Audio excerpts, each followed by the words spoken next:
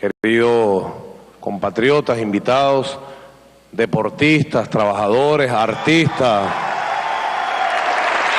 compañeros de la Fuerza Armada, presidentas y jefas de los poderes públicos, Luisa Estela Morales, presidenta del Tribunal Supremo de Justicia, Contralora General, presidenta del Poder Moral, Luisa Ortega, fiscal general de la República,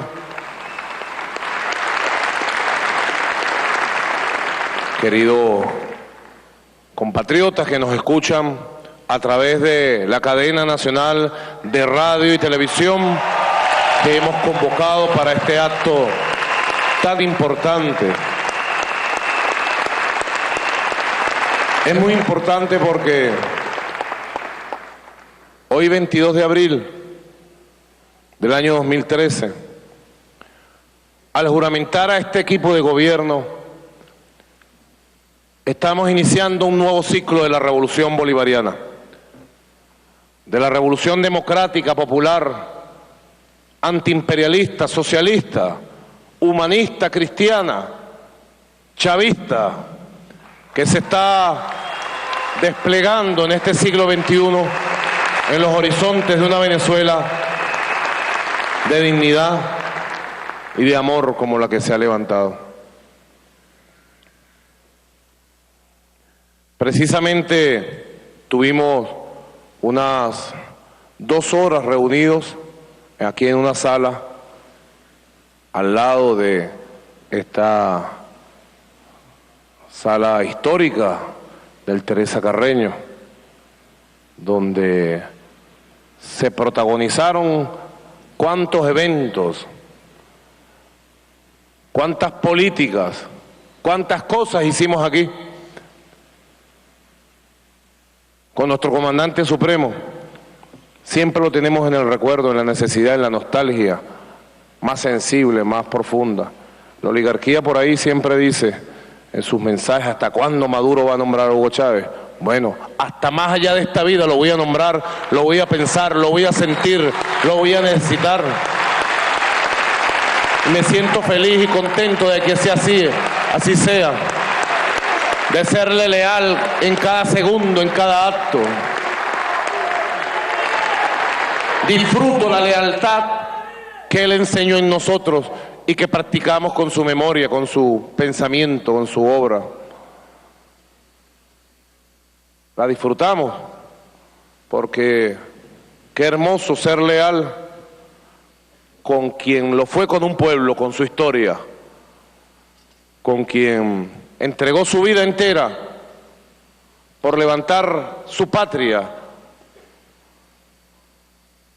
Estamos, como decía, conscientes de que iniciamos un nuevo ciclo de la Revolución Bolivariana.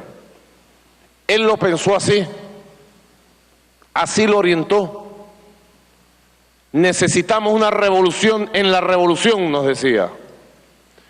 Necesitamos un nuevo ciclo de renovación para que se dinamicen todas las fuerzas y dimensiones que la revolución ha echado a andar. En lo filosófico, en lo político, en lo ideológico, en lo organizativo, en lo económico, en lo estructural. Pero nunca pensamos que el nuevo ciclo que está arrancando iba a arrancar sin él al frente. Son días difíciles lo que hemos pasado. Y siempre hay que tener conciencia de eso, mucha conciencia. Porque los enemigos de la patria la tienen. Ahí vemos al imperio estadounidense amenazando a nuestro país. Y sale la oligarquía apátrida y la derecha apátrida a aplaudir las amenazas del imperio contra la patria. Ya nuestro canciller respondió con mucha contundencia desde Guayaquil, Ecuador, en una reunión que se encuentra participando del Consejo Político y Económico del ALBA. Ay de aquel que pretenda meterse con la Venezuela bolivariana y chavista. Ay de aquel. Ha quedado aislado el gobierno de los Estados Unidos en su intento por desconocer la voluntad popular de Venezuela. y por trazarnos pautas. ¿Ustedes creen que a nosotros alguien en el mundo puede trazarnos pautas de lo que es bueno, de lo que es malo, de lo que debemos hacer, de lo que no debemos hacer? Esos tiempos se acabaron. Los enemigos de la patria tienen mucha conciencia de lo que ha sucedido en nuestro país. Y trabajaron en función, y trabajan en función de eso. Hace una semana, recordamos, un lunes a esta hora, fue la noche de los cuchillos largos, la noche de la locura. Fueron atacados decenas de CDI porque la derecha fascista dijo que los CDI, los nobles y las nobles médicos y médicas cubanas, escondían las urnas electorales. Y fueron atacados. El pueblo salió a defenderlo. En algunos lugares la derecha corrió despavorida. En otras respondió a plomo. Y hoy estamos lamentando casi una decena de mujeres y hombres, padres y madres de familia, jóvenes algunos de ellos, fallecidos por las balas del fascismo, de la intolerancia y del odio. Y más de 70 heridos. Hace una semana a esta hora estábamos en una rueda de prensa, recuerdo, en el Palacio de Gobierno de Miraflores, la Casa del Pueblo, y comenzaron a llegar las noticias. Se lanzaron contra las casas del Partido Socialista Unido de Venezuela, se lanzaron contra urbanismos populares, se lanzaron contra la presidenta del Consejo Nacional Electoral y su casa, asaltarla, no pudieron entrar, gracias a Dios. Hubiera sido una tragedia nacional.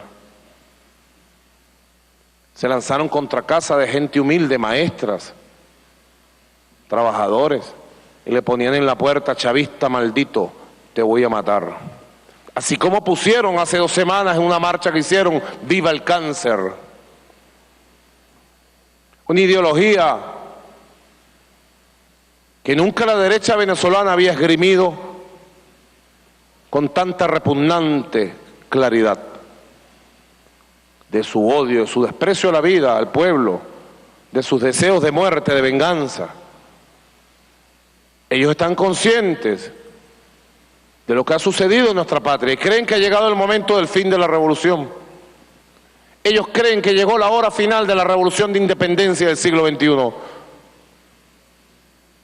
Intentaron que nosotros escucháramos sus cantos de halago, pero era infructuoso todos los cantos de halago que pudieran ellos enarbolar. Dijeron que las fuerzas revolucionarias estábamos divididas y demostramos que estamos más unidos que nunca.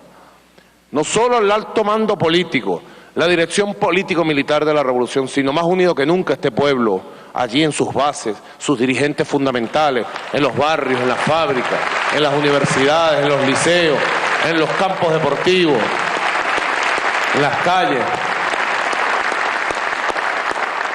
Así que hay que elevar la conciencia, queridos compatriotas, más allá del dolor, la nostalgia y la tristeza inclusive, del momento histórico que estamos viviendo. Nosotros dijimos, frente a nuestro comandante allá en la Academia Militar, con la presencia de 36 jefes de Estado y de gobierno del mundo y 68 delegaciones internacionales, le dijimos a nuestro comandante, en medio de un gran dolor, con lágrimas: comandante, no pudieron contigo en vida, no podrán contigo ni con tu pueblo jamás. No hubo traición ni habrá traición, no habrá derrota ni regresión. ¿Ustedes recuerdan?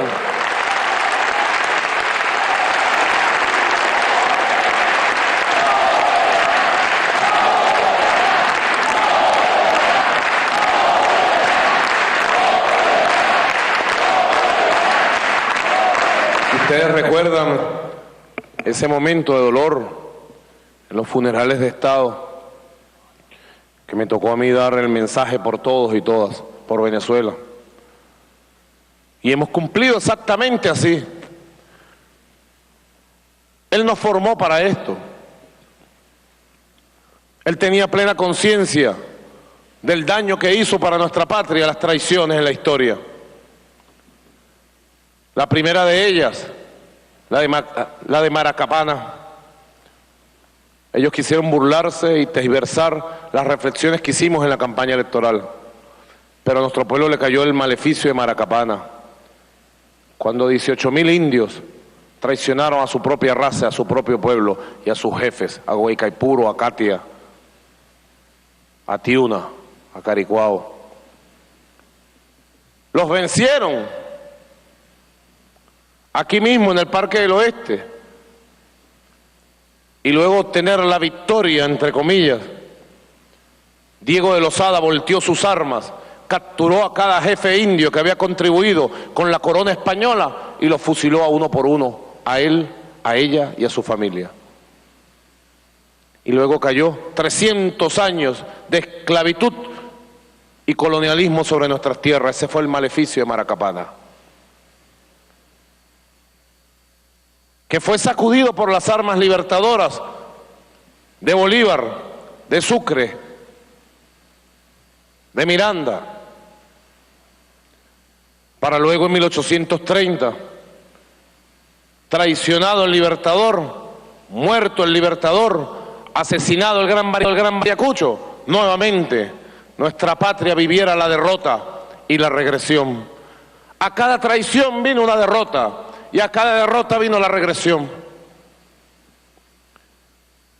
La traición a Bolívar, que tanto nos explicara nuestro comandante Hugo Chávez, trajo 1 siglo y medio de división. El siglo XIX fue el siglo de la división, y donde debió haber nacido una sola unión de repúblicas. Los que antes fuimos colonia, nacieron 20 pedazos de neocolonias, de republiquitas, dominadas por la oligarquía. Vino la derrota y la regresión, y la oligarquía tomó el poder en cada uno de nuestros países.